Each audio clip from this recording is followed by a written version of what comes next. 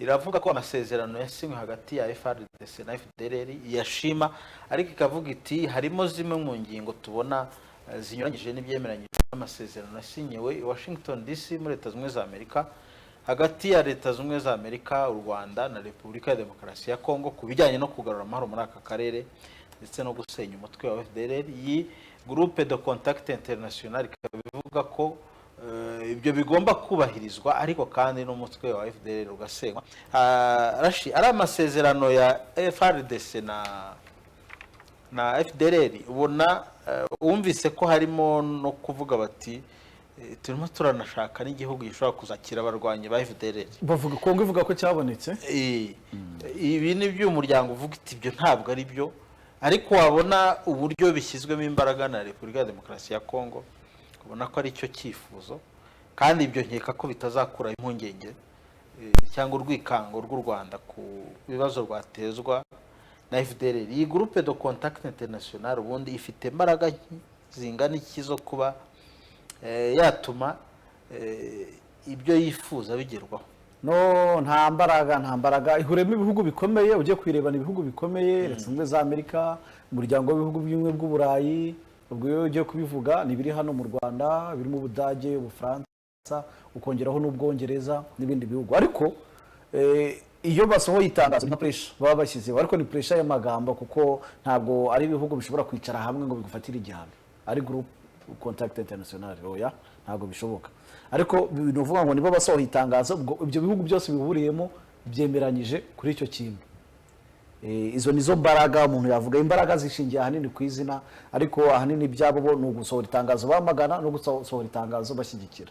Icyo nicyo cyaba, ariko ntabwo turabona bicaye hamwe ngo bafate umwanzuro, batange inkunga. Ari bamwe gutyo bitwa Group of Contact, cyangwa ngo bicare ngo bafate ibihano bitwa gutyo.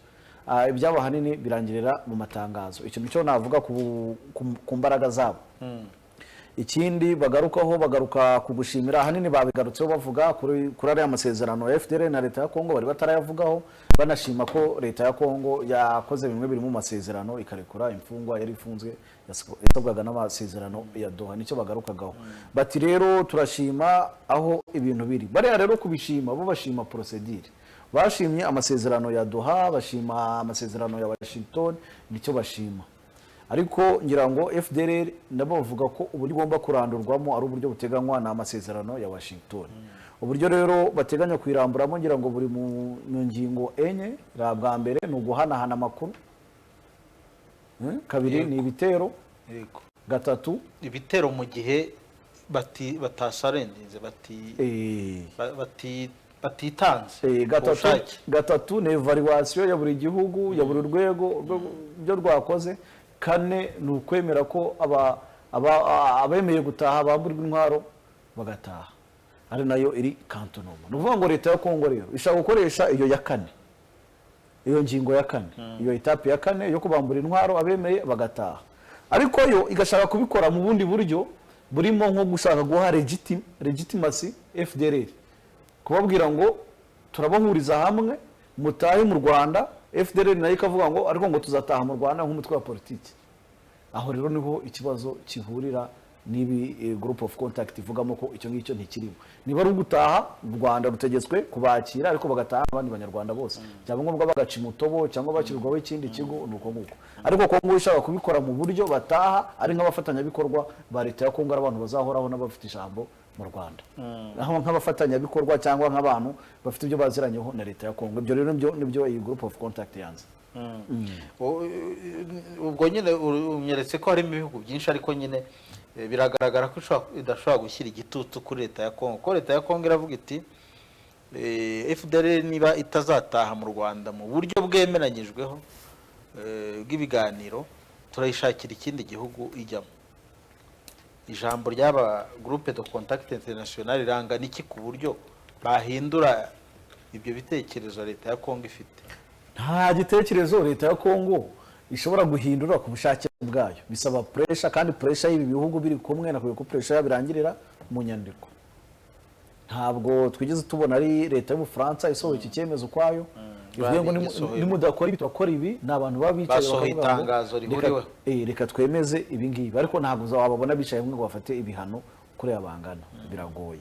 Kabiri, ejo u Rwanda na Kongo bari bicaye Geneve mu Busuwisi bari kuganira aho bageze mu gushyira mu bikorwa amasezerano ya Washington. Kinshasa irahaguruka iravuga ati ariko twebwe mu byo gusenya FDLR, reba aho tugeze, reba ibyo twakoranye na FDLR nibi, irabyerekana, yerekana ibyirimo. Mu itangazo twabonye ntitwabonye Amerika ibyamagana, ariyo yari yahuje abo bantu, gusa ivuga ko bazongera guhura mu kwezi gutaha. Ngira ngo niba icyo cyemezo rero ibihugu bitatu birebwa n'ikibazo, ukongeraho Qatar, ukongeraho African Union, ukongeraho Togo, ibihugu by'abahuza baganiriye kuri icyo kintu. Icyo icyadufasha nuko twabona rikije y'amakuru, ese u Rwanda rwo ariko rwagaragaje aho ruhagaze mu bihe byashize. Wabonye ibyavuzwe na Minisitiri w'Ububanyi n'Amahanga, ariko muri yo wabonye ibyavuzwe n'umuvugizi wa guverinoma, ariko muri yo na muri technique niba u Rwanda ruhagaze rukabihakana ruri kumwe na Leta Zunze Ubumwe za Amerika, ese ko u Rwanda rwabyamaganye, noneho muri yo nama ho Kongo yabivuzeho iki. Ibyo nibyo bizagenda bidufasha kureba uko ikibazo giteye. Kuko erega hariya FDLR yemeye gutaha nkuko abandi bayibanjirije batashye, nkuko ba Rwarakabije batashye n'abandi babakurikiye muri iyo myaka yose, gira ngo nta kibazo cyaba kirimo.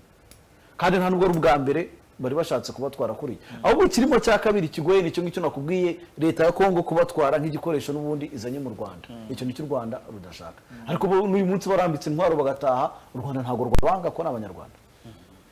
Urakoze cyane Rashid Bugira imfura, ndagushimiye cyane. Nani nagushimiye. Ukomeze kugira weekend nziza. Namwe mudukurikiye, mwebwe ntimujye kure, turacyari kumwe, turacyabafitiye amakuru mu Kinyarwanda niyo yagiye gukurikiraho, ntimujye kure.